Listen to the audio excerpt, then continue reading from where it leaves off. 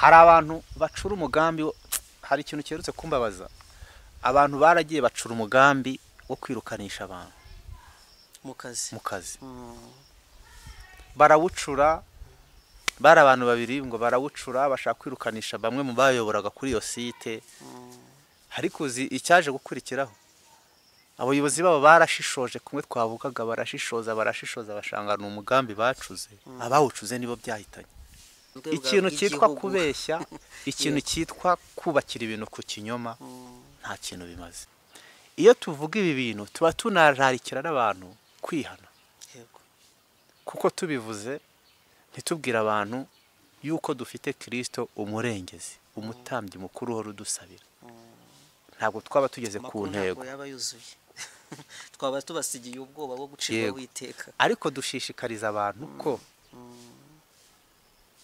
bakwiriye kwisuzuma akareba aho yaguye akareba aho yakosheje akareba uburyo ki n'imibereho yarabayemo niba yarageze no ku rwego rwo kuba addicted kubatwa no kubeshya birashoboka amaraso ya Yesu ntacyo atamukorera bisaba kwiringira Kristo hanyuma umuntu akaba hehe mu ijambo rye hari n'ikiri cyabaga iwacu hari ahantu twanyuraga bahitwa ngo ni kwa Muvugwa rirenze ngo atera umwako ubwo nta wamusuhuza mu gitondo reka ntashobora kuvuga izina rye mu gitondo bayomwitaga ngo ni kwa 8:00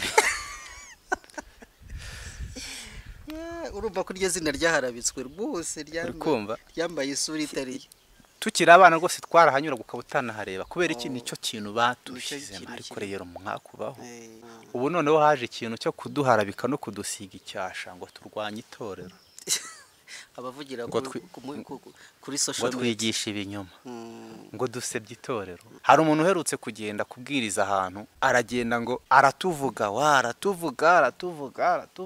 noneho umuntu umwe arampamagara arabimbwira none ndamubaza ariko se uwo muntu ibyo tuvuga yigeze asanga hari ahantu dusebye itorero na hano yego abantu iri tegeko riragenda rikaza no mu buyobozi bwa Eglise rukababuza gushinja abagenzi babiki ibinyoma uyu murimo ntabwo uzarangizwa n'amatiku uyu murimo ntabwo uzarangizwa no gushinjanya ibinyoma uyu murimo uzarangizwa no gushyira hamwe tukereza Kristo erega ni n'uwa Yesu n'umurimo wa Yesu ntabwo ari uwo muntu hari ikindi kintu abantu baherutse kuzamura baravuga ngo hari ababwiriza bamwe ngo itorero ryahaye ruswa kugira ngo bareke gukora ngo bagaruke mu itorero ubwabyo harimo ibinyoma bibiri ikinyoma cya mbere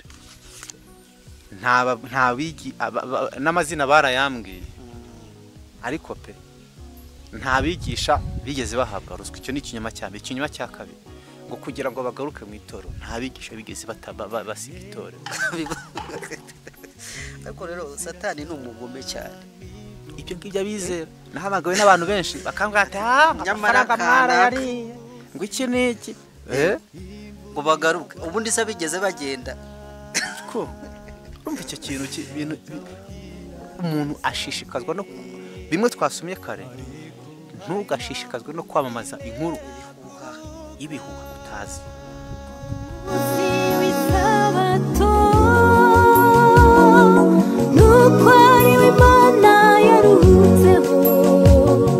igihe yari maze kurema ngo natwe tujye turukamo sabato uri cyangwa kidukura isi y'akaga kiduza n'umuremyi bimwe mu bintu umuntu agomba kwitwararikaho kubeshya mugenzi wari uzi ko kubeshya bishobora gutandukanya abashakanye cyane rwose cyane kubeshya byica reputation hagati y'abantu cya kabiri kubeshya byangiza umudendezo w'abantu babikora kubera ko bafatwa vuba mu mitego yabo y'ubuhemu bwabo bwite no kubeshya abandi ngira ngo nicyo wari umaze nicyo nari muze icya mbere wari uvuze ko bigira ingaruka ku cyubahiro n'umudendezo wabo tubigiriye. yego Kuko niba ba bantu wabashinja ibinyoma mu rukiko, umudendezo wabo urabuze, amahirwe bafite mu buzima arahagendeye. Izina ryiza bari bafite, niba hari icyashu bambitse baragitakaje. Wa muntu wabeshye yuko afashe ku ngufu, isi yose igiye kumuha akato, birashoboka ko ubuzima bwe bugiye gukomeza muri gereza mu myaka 25 ikurikiyeho. Urumva ko umudendezo w'icyubahiro byagasenyukiye. urumva nubeshyera umuntu bakamufunga imyaka 25 umubeshyeye amaraso yazabazwa nde? Azabazwa wowe wabeshyeye umuntu bakamufukira mu gihome imyayo myaka ubeshyeye umuntu bikaba ngombwa ko bamukuramo umwuka. Amaraso yazabarwa wowe wagenje gute bamubeshye. Kubeshya gusenya ukwiringirwa, reputation, right? Yego. Birashoboka ko rimwe na rimwe kubeshya abandi, ariko akenshi ntibimara igihe kirekire. Kutiringirwa n'urwikekwe biriyongera ku buryo bwihuse iyo ikinyoma gitahuwe. Yego niko bigenda. Mugenzi wawe aramutse agufashe kuba mubeshyi, ndakubwiza ukuri ubahatakarije kwiringirwa. Tuvugira abantu benshi batwiringira muri societe, mu murimo dukora wivuga butumwa. Yaba uhagarariye ministry, nanjye mpagarariye ministry. Hari abantu batwiringira.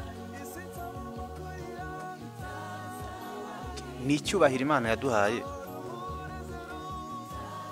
kuko niyo yabyemeye. Ntabwo rero dukwiriye gupfusha ubusa ibyo kintu tujya mu bintu by'amanyanga no kubeshya. Nta muntu n'umwe wiringira umubeshyi. Ntawe. Abaho Oya. Waruzi ko umwana kubeshya ubutaha ukaba washaka inkono ugakubita. Umva icyubahiro cyose yari afite n'ubwuzu wamugiraga bita bisenyuka aho ngaho. Rimwe na rimwe agira na bya bibazo. Hari akatekerezo twigeze gusoma muri primaire, ntabwo nzi niba kwibuka, ndumva wakabaye turi muri generation imwe y'amasomo. Agatekerezo kavugaga umwana n'isega. Ndakibuka. Wakundaga kuri ati sega we, akajya ku musozi akataka. Abantu bakahurura n'amacumu n'imihoro baje kurwana n'isega, bakayibura, bagasanga nta sega ihari. Ejo bakongera kubw'umutima w'umuntu bakagaruka bakayibura. Ariko ngo igihe cyarageze isega iraza, barabivuyemo. Baramaze kubona ko bya bintu ari ibinyoma. Iramurya nyine. Iramushwanyaguza kuko byahoze ari ibinyoma. Ukwa kuriro ntabwo kuzumvikana kuko abantu bamaze kumenya yuko uri n'umunyabinyoma. Ntabwo ukiringirwa. Nta muntu n'umwe wiringira umubeshyi. Yego. Abantu babeshya mu buryo busanzwe nabo ntibiringira abandi bantu. Yes. Umubeshyi nta nubwo yiringira abandi bantu. Kubera iki? Azi ko nawe abeshya. Hari icyo wari wavuze kare. Yego. Umupasiteri umwe yigeze atubwira ngo yari yicaranye n'umuntu muri bisi. Hanyuma ngo uwo muntu baramuhamagara ngo bari kujya mu majyaruguru. Baramubwira ati ngeze i Musanze, bari kuzamuka Ishorondi. Umupasiteri yunganga mu ndaravuga ati arakubeshye turi kuzamuka Ishorondi. Abantu bakabyica no bakavuga ati ngumva ngo telefone zirabeshya. None ni telefone ibeshya cyangwa ni umuntu ubeshya? Ni umuntu ubeshya, ntabwo ari telefone. Iyo uwo muntu umubwiye gutyo umubeshye, ndakubwiza ukuri ubutaha, ariko uzi kwandika izina muri rubanda yuko wica gahunda. Ku buryo ki umuntu wese ukuza hahati kanaka ati ndamuzi, ati ubwo mubwiye saa 6 ni saa 9, kandi koko ugasanga arazubahirije saa 9 rubanda rukuziho. Uri kumva? Nta nubwo umuntu yakorana nijoro bayito. Mu kintu cy'ubusonga cyo kubahiriza igihe, abantu bakwiriye kuvuga ibyo bazashobora. Yego. Kuvuga ibyo uhagazeho, ibyo uzubahiriza. Niba ari saa 9 ngire impamvu zirashoboka. ushobora kugira irijanse niba bavugiye umuntu saa 9 ukarwara ukajya kwa muganga cyangwa ukajyana umwana kwa muganga cyangwa undi muntu ariko urabikominika ukabivuga kubera ko kubikominika bikwereka ko mu muri kamere yawe atari ukubeshya atari n'ikinyoma ikinyoma sibyo ubona ugize ampeshoma ubona uri butinde ubwira wa muntu ati nyaboneka ngize akabaza kanaka ndatindaho iki n'iki ariko ubwiye umuntu urugero ari ikintu kijya kimbabaza cyane cyane nko mu bukwe yego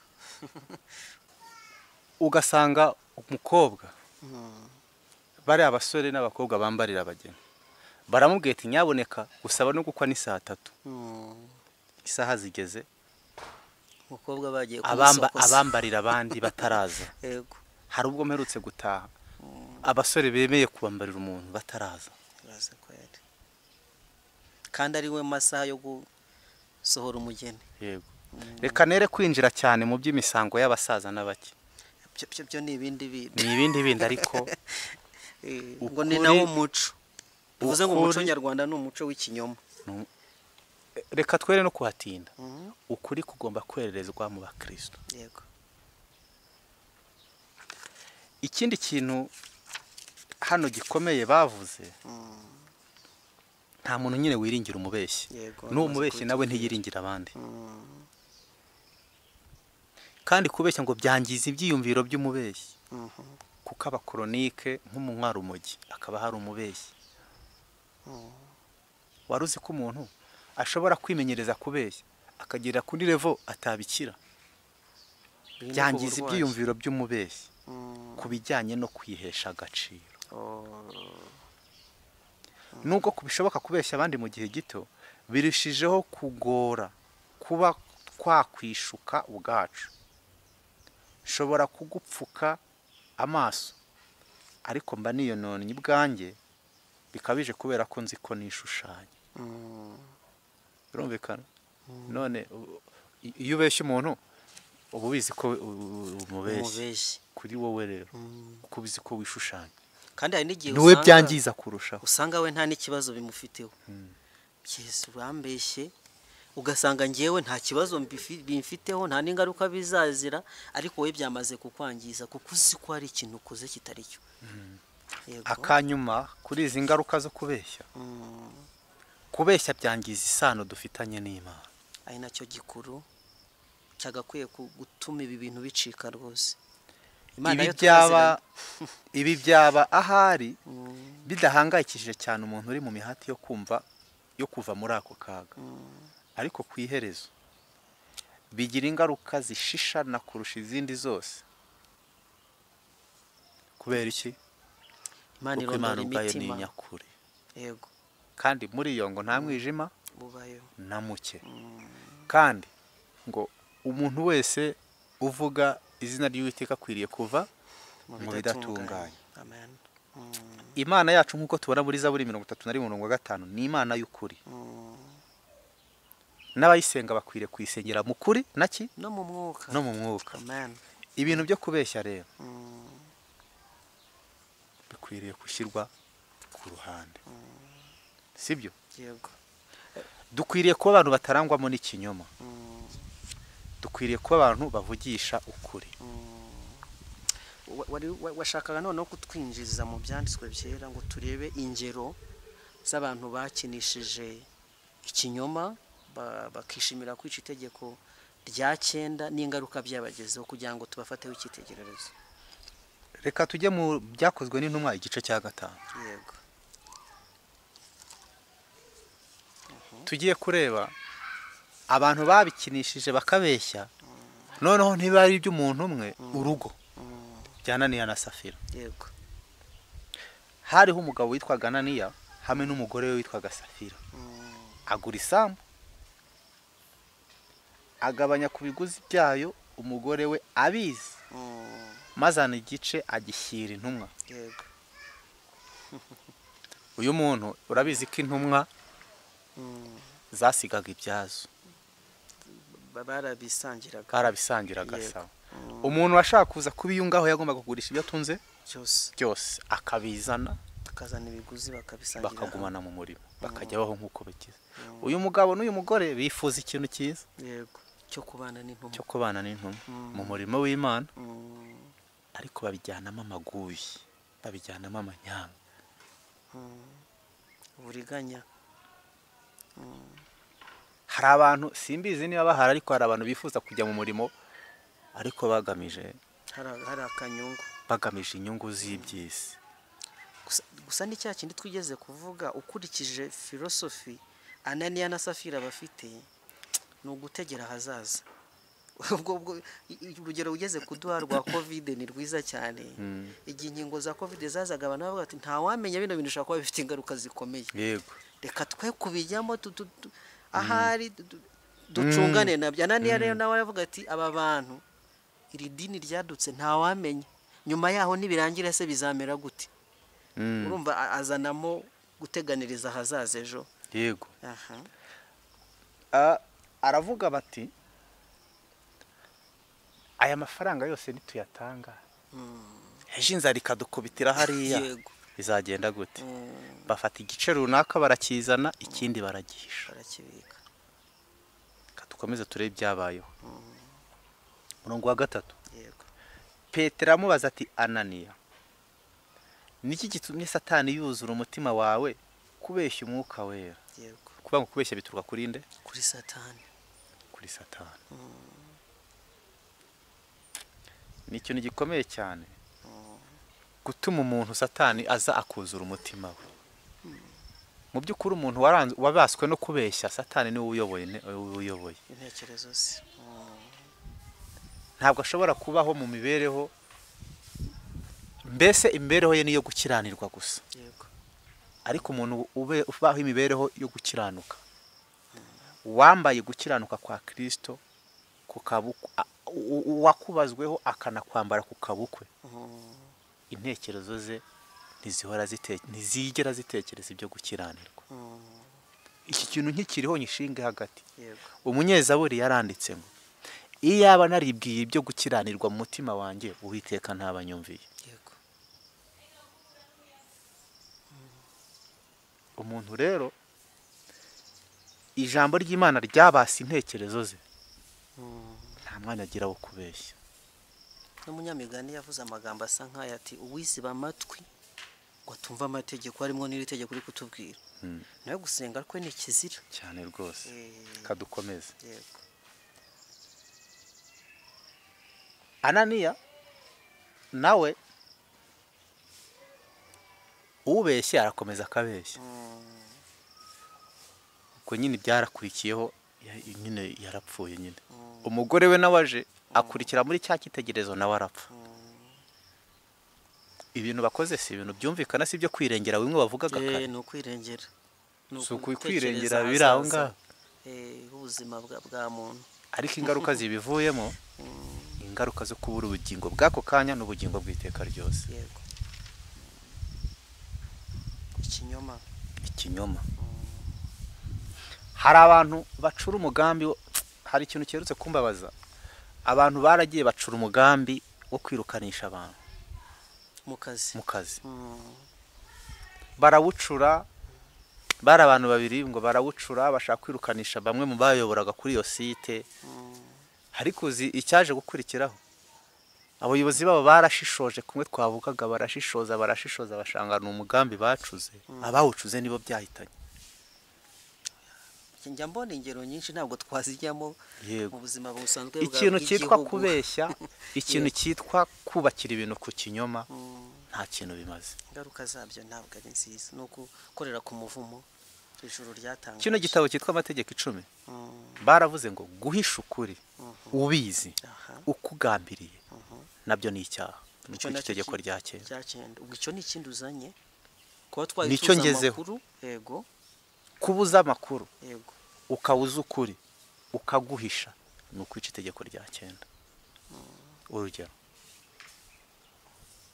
ndatanga ingero ebyiri. Yego. Sibyo? Amateka igihugu cyacu cyanyuzemo twese turayazi. Ukabuza ukuri ko umuntu wahemukiye mugenzi we. n'igihe cyo kugira ngo habeho ubutabera kikagera ukuri ukanga kukuvuga kugira ngo wirengere cyangwa se kugira ngo bigire gute. Iyo bigaragaye ko wanze kuvuga ukuri bigenda gute? Bamuhana bihanukiriye. Ariko iyo uvuga ukuri, ukuri kurakiza, ukuri kurabohora, kukabohora umutima, sibyo? Ikindi ni abakristo bangahe banga kuvuga ukuri kugira ngo batagira abo bakomeretsa? ngira ngo abanyarwanda bo bagira agaterime ngo ntiteranya, banga kwiteranya. Ngo ntiteranya. Yego. Uvuga ukuri nk'uko kuri, ibintu biharira Imana yo yinyakuri. Yego. Izirengeye, izakwishingira mu kubaho kwawe kose. Dawidi yavuze ikintu gikomeye ati nari umusore none ndashaje. Sindabona umukiranutsi aretswe cyangwa urubyaro rwo ngo rugenze gute. Wavuze ukuri, Imana kwizishingira kubaho kwawe. Sirengera ukuri wavuze. Abantu bafarisifiye muri ibyo twavugaga bya kera. Abatarabikoze bayeho nabi. Ndagira nkubwire ngo nubwo bamwe bagiye batakaza imirimo yabo, ariko na karenti Imana yirengereye imibereho yabo. Wowe vuga ukuri, kora ukuri, kora ibihwanye n'ukuri, ubundi wirengere, Imana izirengera kubaho kwawe. Iyo tuvuga ibi bintu tuba tunararikira n'abantu kwihana. Kuko tubivuze ntitubwira abantu yuko dufite Kristo umurengezi, umutambyi mukuru uhora udusabira. Ntabwo twaba tugeze ku ntego. Twaba tubasigiye ubwoba bwo gucibwa witeka. Ariko dushishikariza abantu ko bakwiriye kwisuzuma, akareba aho yaguye, akareba aho yakosheje, akareba uburyo ki n'imibereho yarabayemo, niba yarageze no ku rwego rwo kuba addicted, kubatwa no kubeshya, birashoboka amaraso ya Yesu ntacyo atamukorera. Bisaba kwiringira Kristo, hanyuma umuntu akaba hehe mu ijambo rye. Kuko iri jambo ngo iyo umuntu wese uryiga atari huti atari rimwe na rimwe, Imana ngo izamukuriramo imikurire y'imico myiza. Bibiliya ikomeza itubwira uburyo ki abantu bakwiriye kwirinda kubeshya. Imana ubwayo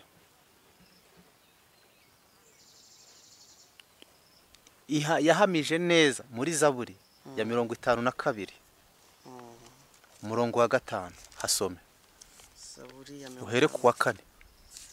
Umurongo wa 4 n'uwa 5. Ururimi rwawe ruhimba ibyo kurimbura, ruhwanye n'icyuma cyogosha gityaye, wankozi y'uburiganya we. Ukunda ibibi ukabirutisha ibyiza, no kubeshya ukakurutisha kuvuga ibitunganye. Uri byumva? Ariko reka nkomeze ngeze ku wa 7.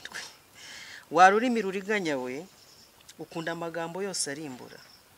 Nawe Imana izagutsemba iteka, izakujahura ikuvane mu ihema ryawe, ikurandure gukure mu isi y'ababaho. Uri kumva? Umuntu ubeshya bizamubaho. Uri kumva ingaruka? Yego. None kubera iki umuntu yakomeza kubakira kubeshya? Ikinyoma. Umva Imana izakurimburana n'imizi yayo yose. Ese reka tugaruke noneho tugende muri Bibiliya. Twibukiranye, twatanze urugero rwa Ananiya na Safira. Uribuka kandi ibyo yakoze? Yarabeshye. Yari umubeshyi nawe.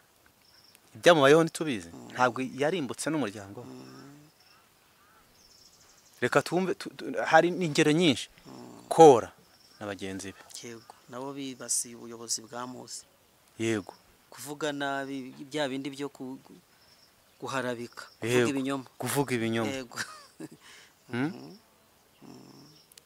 Ibihano biraza ko byagenda kose. Nkuko twamaze kubibona, iyo utakaje icyizere muri rubanda biba birangiye. Yego. Ariko uzi kubaho nta muntu kwizera. Kandi noneho Mose yari umuyobozi w'ishyanga. Yego. Uzi kubaho muri ubu buzima. nta muntu waguhamagara ngo akubwire ngo nkukeneyeho iyi serivisi kuko azi ko utari buyibone.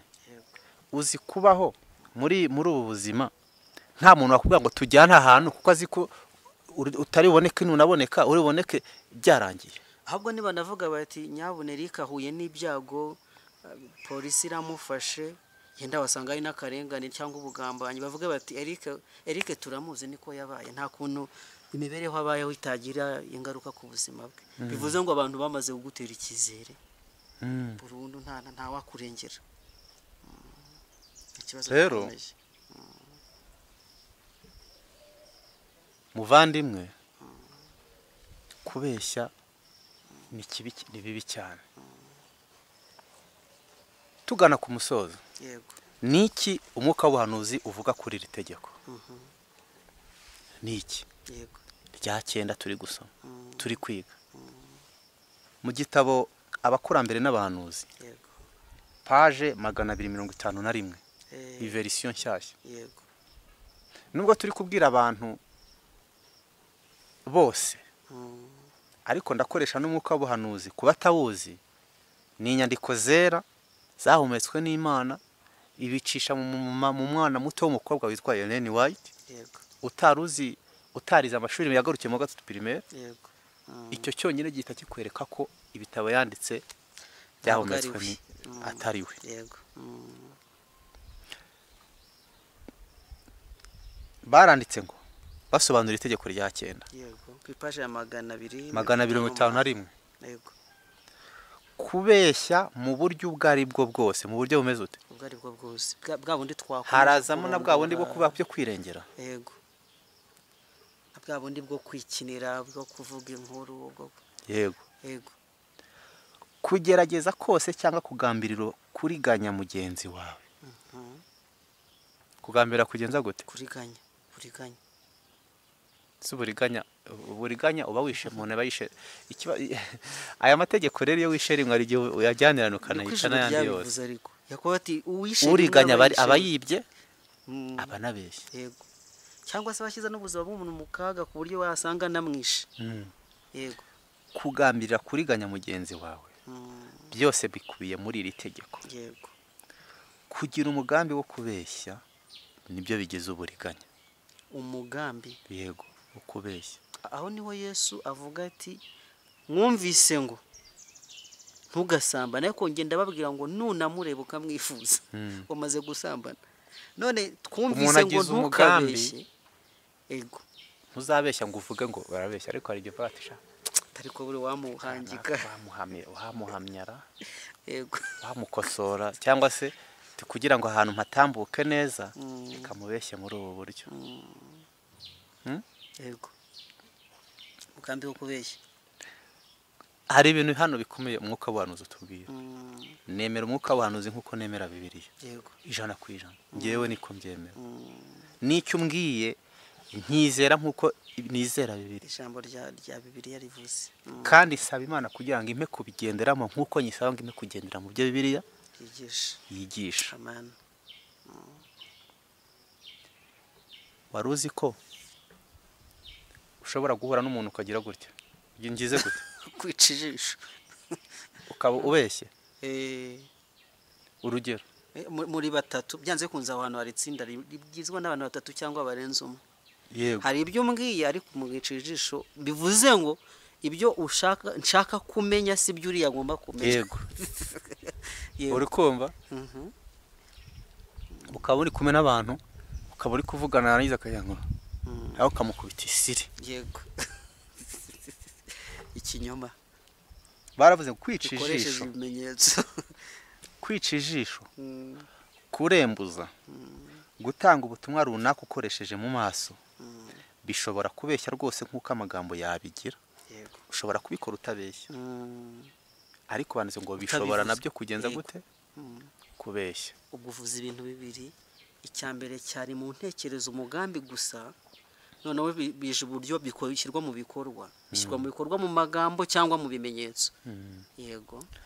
Gukabya inkuru y'ukuri ubigambiriye. Gukabya inkuru y'iki? Y'ukuri. Kare twoze tureba ngo ntugashyushye inkuru y'umuturanyi wawe. Ivuga iki? Ibinyoma. ariko ubu noneho haje ikindi kintu, yego, gukabya inkuru y'ukuri ubigambiriye. harimo kudaramatiza Ibintu ni ukuri, Eh. urabisigirije, urabiryohereje, urabikabirije, ugize gute, ugize gute. ushyizemo ubuvanganzo. Kuvuga ukoresheje amarenga kose ugamije kuvuga ibinyoma cyangwa gukabya, ndetse no kuvuga ibiriho ariko mu buryo byayobya ibiriho, yego, ariko mu buryo byagenze gute, cyayobye. byayobya. Ibyo byose ni ukuvuga ibinyoma. Iri tegeko ribuzanya umuhati wose umuntu yakoresha kugira ngo aharabike mugenzi we, akoresheje kumuvuga uko atari cyangwa kumukeka ikibi no kumuvugaho ibinyoma. Iri tegeko, ndabisubiramo, ribuzanya umuhati uwo ari wese umuntu yakoresha kugira ngo agenze gute, aharabike mugenzi. Bavande, rwose ntugate umwanya wawe usebya mugenzi wawe, ntugate umwanya wawe uvuga mugenzi wawe nabi, ntugate umwanya wawe usebya uvuga umuntu hirya no hino, izina ry'umuntu, uri kwangiza izina ry'umuntu. Uzi impamvu se? Buriya reka nkubaze ikibazo, uvuka aho wakuriye iwanyu mu cyaro, wari ubizi neza ko uzaba umubwirizabutumwa? Nanjye ntabwo nari mbizi. Ndetse n'imibereho nakuriyemo, nakundaga umupira, kandi nagiraga amahane n'urugomo, nararwanaga, navaga kuragira, iyo navaga kuragira ntarwanye nabaga ari amena, yego, sibyo? Ariko muri iyo mibereho twabagamo kera, Imana iravuga ati uyu muntu hari icyo muteganyiriza ko azankorera kera, yego, hari icyizere Imana yagombaga kutwubakira muri rubanda, yaba aho duturuka, aho twize, aho twanyuze na hehe, ku buryo ki n'amakosa twaba twarakoze mu buzima yari amakosa yo kutwigisha, kugira ngo iri kosa nguyemo ejo nzabona uko nitwara mu bindi bishuko. yego, Ariko byagenda gute umuntu aramutse yaza kuba yaraharabitse izina ryawe, ukaba utambuka ahangaha, utambuka ahangaha, ukaba uri kuri video gutya, turiramuzi? uriya njya mbibona kera, hari ibyaha abanyarwanda bashinja abandi banyarwanda, nk'icyaha cy'uko umuntu ari umurozi. Uretse ko wenda bigenda bicika, abantu bagenda babasivirize kurutaho, ariko tukaba tuzi ngo kwa kana kabararoga. Ubwo uwo muryango uciriwe witeka, nta mwana wanywa y'amazi, urabareba ukagira ubwoba, kwa kana kabararoga. Hari n'ikiri cyabaga iwacu, hari ahantu twanyuraga bahitwa ngo ni kwa Muvugwa rirenze, ngo atera umwaku. Ubwo nta wamusuhuza mu gitondo. Reka nta washobora kuvuga izina rye mu gitondo, bayomwitaga ngo ni kwa 8. Urumva ko iryo zina ryaharabitswe rwose, ryambaye isura itari. Tukiri abana rwose twarahanyura ukaba utanahareba, kubera iki? Nicyo kintu batushizemo. Ariko rero umwaku baho, umuntu atera umwaku gute? Abandi bana b'abakobwa bakaba bavuga ngo uriya mukobwa ni indaya, biba birangiye. Ubwo kandi ubwo nyine nujya no kuvugisha, nubwo ese wa muhungu umubwiriza butumwa nawe asigaye avugana na ya ndaya yo kwa kanaka, kandi mu by'ukuri wasanga nta makuru namba bafite yo gushingiraho bavuga ibyo bintu. Niyo mpamvu nari ndikubwiye ati guharabika umuntu uba uri kwica reputation yiwe, sibyo? Ubu noneho haje ikintu cyo kuduharabika no kudusiga icyasha ngo turwanye itorero, abavugira kuri social media, ngo twigisha ibinyoma, ngo dusebye itorero. Hari umuntu uherutse kugenda kubwiriza ahantu, aragenda ngo aratuvuga, aratuvuga, noneho umuntu umwe arampamagara arabimbwira, noneho ndamubaza ariko se uwo muntu ibyo tuvuga yigeze asanga hari ahantu dusebye itorero na hano? Yego, abantu, iri tegeko riragenda rikaza no mu buyobozi bwa Eglise, rukababuza gushinja abagenzi babo iki? Ibinyoma. Imana ifasha abantu bayo bumva ibintu neza. Uri kumva? Nababwiriza abangahe bashyizweho icyasha yuko bigisha ibinyoma bababeshyera.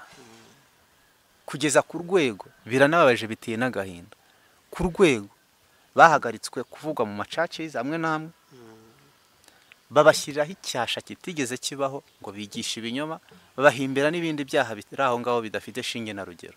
Niba hari abatwumva bari mu buyobozi bwa Eglise, ni mwihane muhindukire. Uyu murimo ntabwo uzarangizwa n'amatiku, uyu murimo ntabwo uzarangizwa no gushinjanya ibinyoma, uyu murimo uzarangizwa no gushyira hamwe tukereza Kristo. Erega ni n'uwa Yesu, ni umurimo wa Yesu, ntabwo ari uwo muntu. Hari ikintu numvise, nubwo ntacyo bagikozeho nyine bikakomeza kugenda gutyo.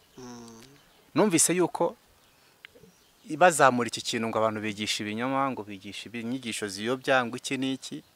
Hari itsinda, hari abashyizweho, hari uwashyizweho na uwo niwe binyibwiriraga, ambwira ati jyewe nashyizweho ku ruhande rwacu bigisha, Eglise nayishyiraho undi muntu ku ruhande rwayo ngo basuzume ibyo byigisho. Yego. Yari ari kumbwira ati hashize imyaka 3 ntarampamagara cyangwa se ntaragira ngo avuge ko ibi bintu mwigishije ni ibinyoma. Ariko byibuze baba bateye intambwe nziza niba harabayeho kuvuga ngo nibasuzume. Habura akantu noneho k'umusumari ko kwihana. Kuko kwihana kuraza kukakubwira tukana ko wavuze nabi. Yego. Ugomba kujya kuri ya mikoro ukavuga ati ahantu twarabeshye tubabarira. Ngira ngo ahari nawe uri muri uyu murimo nk'uko wabivuze kuri platform The Last Call Messages, uko bitangaje kushobora gusanga umuntu w'Imana uzi ko afite ibyanditswe byera, ukavuga ese mu muvandi waje ukaganiriza abantu b'Imana ukabaye ikiganiro akaba atakiguha. Kubera iki? Kuko hari umuntu ku mugani wavuze ko bari abantu ari abanyabinyoma. Hari umuntu ugeze kumpamagara arambwira ati Eri, barambwiye ngo ntabwo ukemera mwuka wera. Ariko nk'ibyo bintu yabirose. Aho ngaho icyo nicyo twari turi kuvuga hano cyo kwica reputation y'umuntu. Uri kumva? Niba hari nikosa kuko ababwiriza butumwa hari ikintu kitari cyiza umuntu umwe yakoze akajya akora utuodiyo asebya ababwiriza bagenzi be. Yego.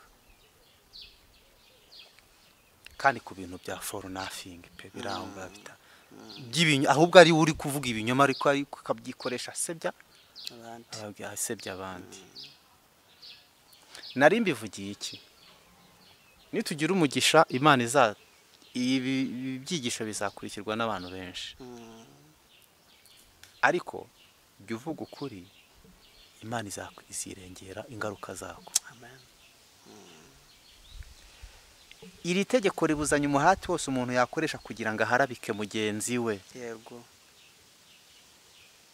No kumuvuga nabi, kumuvuga uko atari. Yego.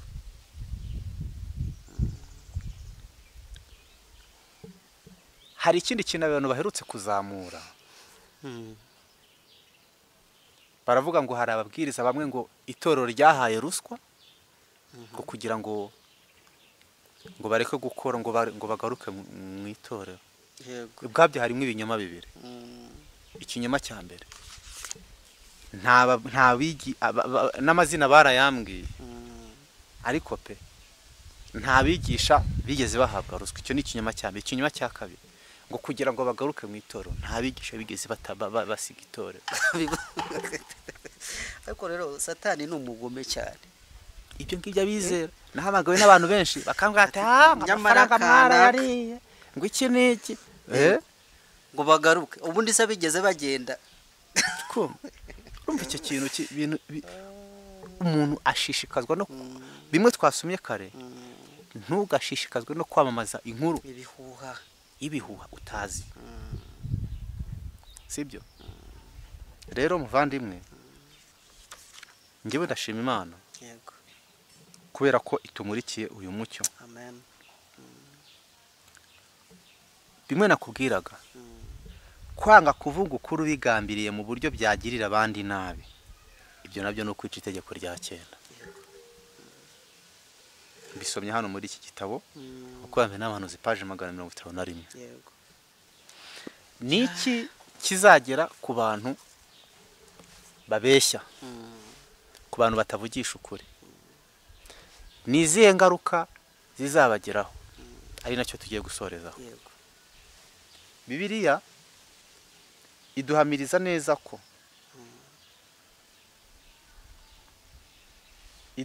neza ko aba bantu batazajya mu ijuru. Byahishuwe igice cya 22 tuhasome. yego Kaduhere ku murongo wa 14. yego Hahirwa abamesera ibishura byabo kugira ngo bemererwe kwegera cya giti cy'ubugingo, amen kandi banyure mu marembo binjire muri rwa rurembo. amen Hanze hazaba iki?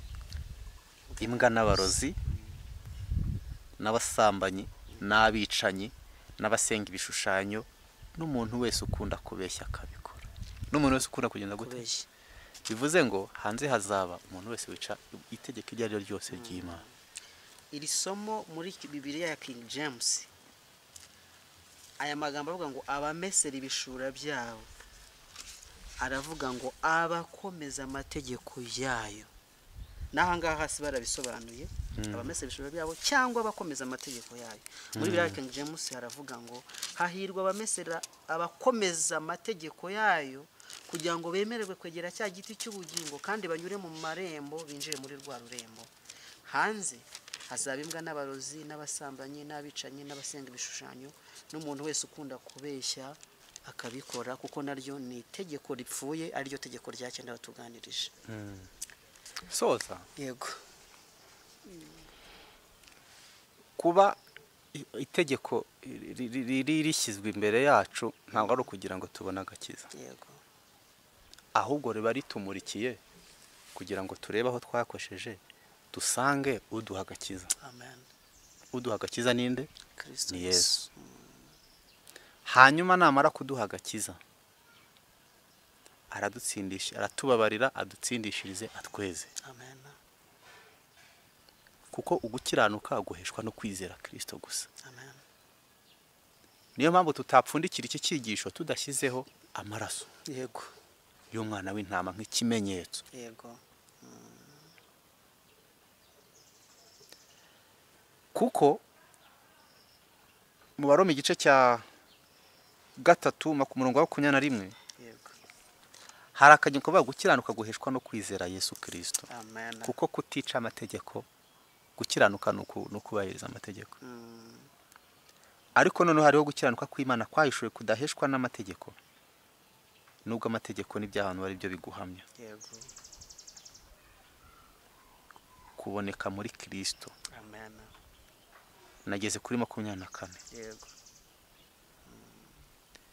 Niwe Imana yashyizeho ku impongano y'uwizera amaraso ye, amen kugira ngo yerekane gukiranuka kwayo kwahitiye kwirengagiza ibyaha byakozwe mbere y'icyo gihe, amen ubwo Imana yabyihanganiraga. yego Imana yacu yihanganiye byinshi twakoze.